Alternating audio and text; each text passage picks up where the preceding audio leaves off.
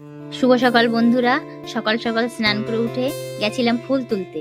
তো আমার এই ছোট্ট একটা ফুলের বাগান আছে, সুন্দর সুন্দর কালারের ফুল হয়। তো এই ফুল দিয়ে আমি পুজো দিই, প্রচুর ফুল।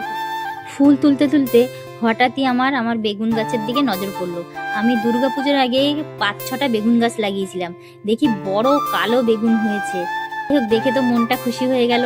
বেগুনটা আমি তুলে নিয়ে আসলাম, সকালবেলা কিছু করে খাওয়া যাবে। ফুল তোলা হয়ে গেছে, এবার আমি ঘরের দিকে চলে যাচ্ছি। এবার পুজো দিয়ে রান্নাঘরে চলে আসলাম।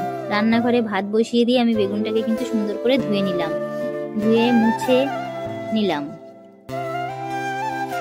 বেগুনটাকে একটু সরিষার তেল মাখিয়ে একটু চিড়ে 2-3টে কাঁচা লঙ্কা আর 2-3 কোয়া রসুন ভেতরে গুজে দিলাম।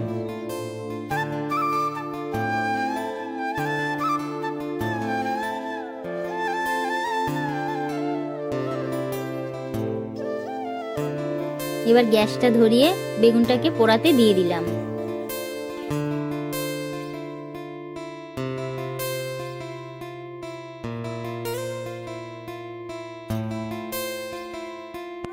একদিকে বেগুন পোড়া হচ্ছে আর আমি অন্য সাইডে কিন্তু 3-4টে শুকনো লঙ্কা ভেজে নিলাম।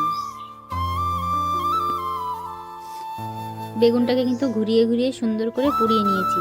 বেগুন কিন্তু চারি সাইডে সুন্দর করে পোড়া হয়ে গেছে। বেগুনটাকে আমি ছাল ছাড়িয়ে নিচ্ছি। যেহেতু আমি একা একা ক্যামেরা ধরেছি এক হাত থেকে, ওই জন্য একটু সমস্যা হচ্ছে, ভালো করে সব তুলতে পারছি না। যাই হোক, আমি কাঁচা লঙ্কা আর রসুনটা বের করে নিলাম বেগুনের ভিতর থেকে। আর বেগুনটা ভালো করে দেখে নিলাম ভিতরে কোনো পোকা টোকা আছে কিনা। আমি 2টো পেঁয়াজ কুচিয়ে নিয়েছি, আর শুকনো লঙ্কা আর পেঁয়াজ লবণ তেল দিয়ে ভালো করে মাখিয়ে নিলাম বেগুনটাকে। আমার বেগুন মাখা কিন্তু হয়ে গেছে। সকালবেলা কিন্তু গরম ভাতে বেগুন পোড়া দারুণ জমে যাবে। এবার কিন্তু আমি একটু কাঁচা তেল দিয়ে দিলাম। এবারে কিন্তু আমি ভাতের উপরে বেগুন পোড়াটা সাজিয়ে নিলাম।